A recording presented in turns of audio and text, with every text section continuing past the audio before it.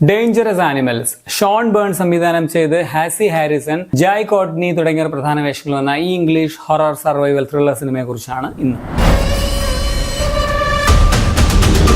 കടലിന് നടുക്കുള്ള ഒരു ബോട്ടിൽ 3 പേർ, അവിടെ ഉണ്ടാകാൻ പോകുന്ന ഒരു ഭീകര സംഭവമാണ് ഈ സിനിമ പറയുന്നത്. ഞാൻ ഇങ്ങനെ ഇതിന്റെ പ്ലോട്ട് പറയാൻ കാരണം നിങ്ങളുടെ ആസ്വാദനത്തെ അത് ബാധിക്കാതിരിക്കാൻ വേണ്ടിയാണ്. സോ നിങ്ങൾ ദയവ് ചെയ്ത് പടത്തിന്റെ ട്രെയിലറോ അല്ലെങ്കിൽ സിനിമയെ കുറിച്ച് ഇങ്ങനെ നെറ്റിൽ സെർച്ച് ചെയ്യുമ്പോൾ വിക്കിപീഡിയയുടെയും അങ്ങനെ ഗൂഗിളിൽ ഇതിന്റെ ഒരു കഥാസംഗ്രഹം വരുമല്ലോ, അതൊന്നും പോയി വായിക്കരുത്. ഡയറക്റ്റ് ആയിട്ട് പടം കാണുക, എങ്കിലേ ഇത് നന്നായിട്ട് ആസ്വദിക്കാൻ പറ്റുകയുള്ളൂ. ഇപ്പൊ ട്രെയിലറിലാണെങ്കിൽ പടത്തിന്റെ ഏകദേശം മുഴുവൻ കഥയുണ്ട്, ഫുൾ സ്പോയിലേഴ്സ് ആണ്. പടത്തിന്റെ പേര് സെർച്ച് ചെയ്യുമ്പോഴേ ഇതിന്റെ മെയിൻ സംഭവം അല്ലെങ്കിൽ സ്പോയിലർ കഥയായിട്ട് നെറ്റിൽ കിടപ്പുണ്ട്. സോ ഇതൊന്നും നോക്കാതെ ഡയറക്റ്റ് ആയിട്ട് കണ്ടാൽ പടം സ്പോയിലേഴ്സ് ഇല്ലാതെ നിങ്ങൾക്ക് കാണാൻ പറ്റും, ആസ്വദിക്കാൻ പറ്റും. വളരെ ഇന്റൻസ് ആയിട്ടുള്ള ഒരു ബ്രൂട്ടൽ ത്രില്ലർ ആണ് ഈ പടം എന്ന് പറയാം. ഫാസ്റ്റ് പേസിൽ കഥ പറഞ്ഞു പോകുന്ന പടം ഒരിടത്ത് പോലും നിങ്ങളെ ബോറടിപ്പിക്കുകയോ ലാഗ് അടിപ്പിക്കുകയോ ഒന്നും ചെയ്യില്ല. പെട്ടെന്ന് തന്നെ ഇതിന്റെ കഥയിലേക്കും ക്യാരക്ടേഴ്സിലേക്കും നമ്മൾ ഇൻവെസ്റ്റ് ആവുകയും ചെയ്യുന്നുണ്ട്. ഒരു ആകാംക്ഷ പടം തീരുന്നത് വരെ നിലനിർത്താനായിട്ട് ഇതിന് സാധിച്ചിട്ടുണ്ട്. വെള്ളത്തിലാണ് നിങ്ങൾ സുരക്ഷിതർ എന്നൊരു ടാഗ് ലൈനോടെയാണ് പടം വന്നിരിക്കുന്നത് തന്നെ. സത്യമാണ്, കരയിലുള്ള ഡേഞ്ചറസ് ആയിട്ടുള്ള മറ്റു മൃഗങ്ങളെക്കാൾ ഭേദം വെള്ളം തന്നെയാണ്.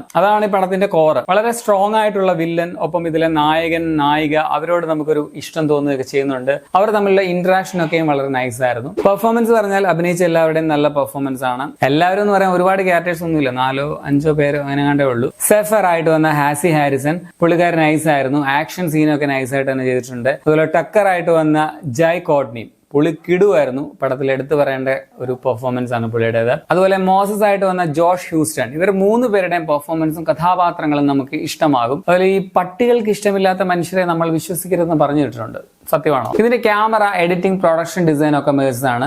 നല്ല ക്വാളിറ്റിയുള്ള മേക്കിംഗ് ആണ് പടത്തിന്റെ. Background score and sound design വെച്ചിട്ട് ഇവർ പേടിപ്പിക്കാനായിട്ട് നന്നായിട്ട് നോക്കുന്നുണ്ട്. അത് ചിലയിടത്ത് നന്നായിട്ട് വർക്ക് ആയിട്ടുമുണ്ട്, ചിലയിടത്ത് കുറച്ച് ബോറായിട്ട് ഫീൽ ചെയ്തു. VFXും 1-2 പോർഷനുകളിൽ കുറച്ച് ഡൗൺ ആയിട്ട് ഫീൽ ചെയ്ത പോലെ തോന്നി. ഇടയ്ക്ക് 1-2 ഇടത്ത് ഷാർക്കിനെ കാണിക്കുമ്പോൾ ബാക്കിയൊക്കെ നൈസ് ആയിരുന്നു. അമേരിക്കൻ ഓസ്ട്രേലിയൻ സംയുക്ത സംരംഭമാണ് ഈ പടത്തിന്റെ പ്രൊഡക്ഷൻ. നെഗറ്റീവ്സ് ഒക്കെ പറയുകയാണെങ്കിൽ സ്ക്രിപ്റ്റില് എന്താ പറയാ, കുറച്ച് മണ്ടത്തരം തീരുമാനങ്ങളൊക്കെ എടുത്തത് കൊണ്ടാണ്, അല്ലെങ്കിൽ പടം കുറച്ചുകൂടെ മുന്നേ തീർക്കാമായിരുന്നു എന്ന് തോന്നിയിട്ടുണ്ട്. കുറെ സംഭവങ്ങൾ ഇങ്ങനെ ആവർത്തിക്കേണ്ടി വരില്ലായിരുന്നു അങ്ങനെയായിരുന്നെങ്കിൽ. പിന്നെ ഒരുപാട് അമിത പ്രതീക്ഷയോടൊന്നും നിങ്ങൾ ഈ പടം കാണാനിരിക്കരുത്. നമുക്കറിയാത്ത പ്ലോട്ട് ഒന്നുമല്ല. ഇപ്പോൾ സർവൈവൽ ത്രില്ലറുകൾ എങ്ങനെയായിരിക്കും പടം തീരുക, ആരൊക്കെ രക്ഷപ്പെടും എന്നൊക്കെ നമുക്ക് പലപ്പോഴും ഊഹിക്കാൻ പറ്റുമല്ലോ. ഇതിലും പറ്റുന്നുണ്ട്. കഥാപശ്ചാത്തലം മാറി എന്നുള്ള ഒരു വ്യത്യസ്തത ഒഴിച്ചാൽ ബാക്കി ബേസിക് പ്ലോട്ട് ഒക്കെ ഏകദേശം ഇത്തരം പടങ്ങളിലേതുപോലെ തന്നെ സമാനമാണെന്ന് പറയാം. എങ്കിൽ കൂടിയും ഓവർ ക്ലീഷെ കുറവാണ്, ഒഴിവാക്കിയിട്ടുണ്ട് അവര്. പടം നമ്മളെ എന്റർടൈൻ ചെയ്യിക്കുന്നുമുണ്ട്. അത് തന്നെയാണ് ഇതിന്റെ ഒരു പ്രത്യേകത. സോ ആകമൊത്തം ടോട്ടലിൽ ഒരു നല്ല സർവൈവൽ ത്രില്ലറാണ് ഡേഞ്ചറസ് ആനിമൽസ്. പേഴ്സണലി എനിക്ക് പടം നന്നായിട്ട് ഇഷ്ടപ്പെട്ടു. ഞാൻ അതുകൊണ്ട് തന്നെ റെക്കമെൻഡ് ചെയ്യുകയാണ് ത്രില്ലർ ലവേഴ്സിന്, പ്രത്യേകിച്ച് സർവൈവൽ ത്രില്ലർ ലവേഴ്സിന് വേണ്ടി റെക്കമെൻഡ് ചെയ്യുകയാണ്. പടം ഇപ്പോൾ ഡീറ്റെയിൽ അവൈലബിൾ ആണ്. മെയിൻ പ്ലാറ്റ്ഫോമിലൊന്നും വന്നിട്ടില്ല, പക്ഷെ നിങ്ങൾക്ക്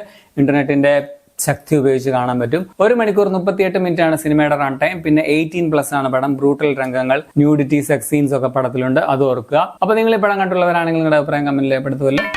ശരി എന്നാൽ.